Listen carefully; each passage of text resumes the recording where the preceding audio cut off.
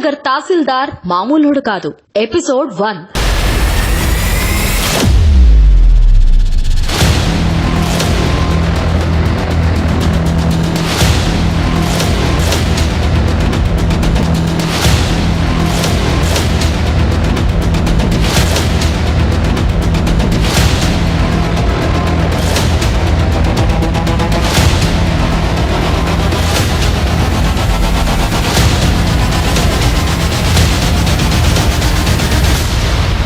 బాలానగర్ తహసీల్దార్ వ్యవహారం ప్రస్తుతం కార్యాలయంలో తలనొప్పిగా మారింది.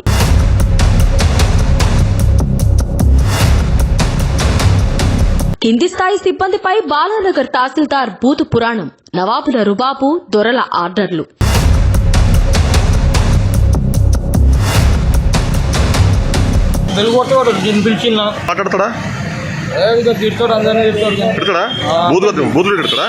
ఊరై రారా పోరా అంటూ అసభ్య పదజాలం. తహసీల్దార్ వేధింపులు తట్టుకోలేక ఆత్మహత్యే శరణ్యమంటున్న సిబ్బంది. అన్నిట్లో చంపుకుంటే నేను వచ్చి వాళ్ళు ఊరేసుకొని వచ్చి వాళ్ళ పేర్లు రాస్తా ఎవరో నన్ను చంపేస్తున్నావు.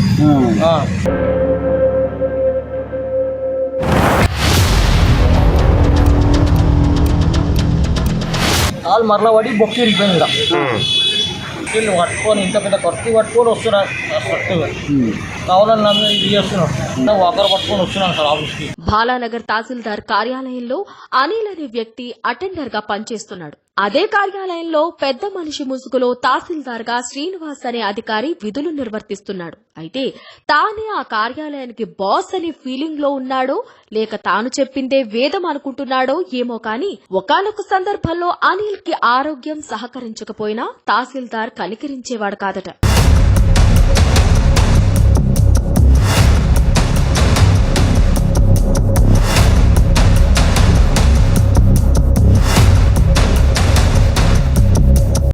నా పేరు అనిల్ కుమార్, కేవీ అనిల్ కుమార్. ఎక్కడ పనిచేస్తుంది? బాలారావు. ఈ ప్రాబ్లం ఏంటి? ఏం లేదన్న, యాక్సిడెంట్ ఉంది. యాక్సిడెంట్ అయిందా? రాడు ఉంది. సన్నకారులకు వచ్చినాము. సన్నకారు ఎందుకు వచ్చినావు? సన్నదారు పంచనాకి గంజా కేసులో ఎంజాయ్ కేసు పంచనామకు వచ్చినావు. పంచనామా ఇంకా వేరే వాళ్ళు లేరా?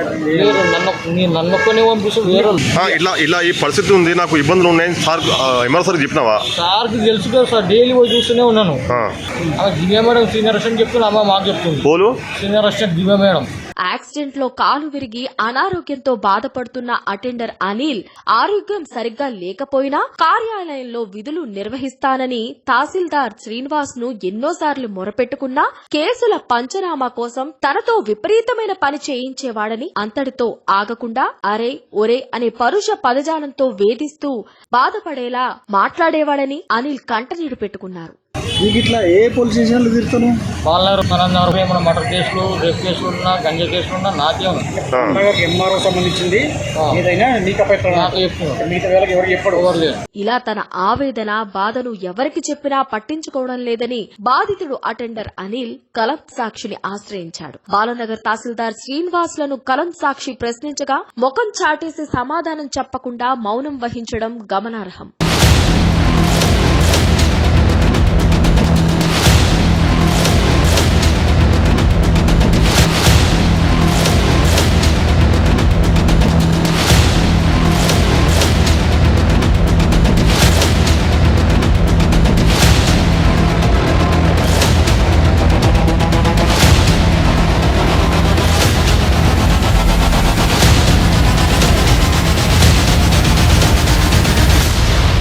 ఇప్పుడు ఎట్లా, నీకు బండి ఉందా?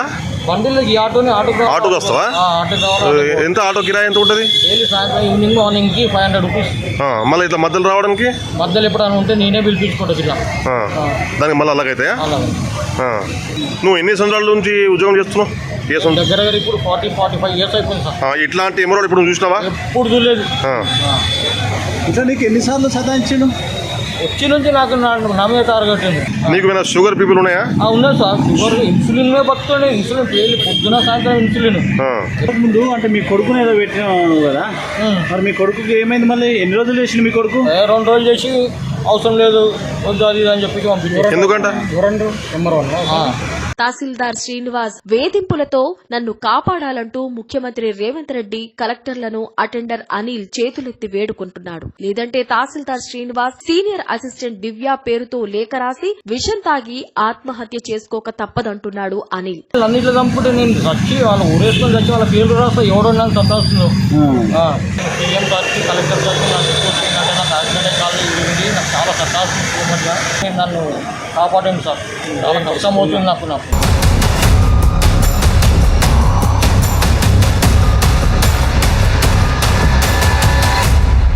చూడాలి మరి అటెండర్ అనిల్ కి న్యాయం జరుగుతుందా లేదా సస్తే సావని అని వదిలేస్తారా?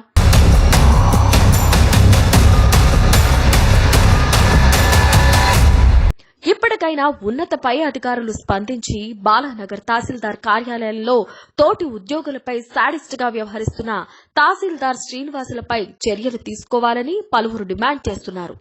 వేచి చూద్దాం. బాలానగర్ తహసీల్దార్ కార్యాలయంలో జరుగుతున్న అన్యాయాలను, అవినీతి బాగోతాలను బయటపెట్టడంలో ప్రలోభాలకు లొంగకుండా బాధితుల పక్షాన కలం సాక్షి వెనుకడుగు వేయదు. చూస్తూనే ఉండండి మరిన్ని కథనాలను మీ కలం సాక్షిలో.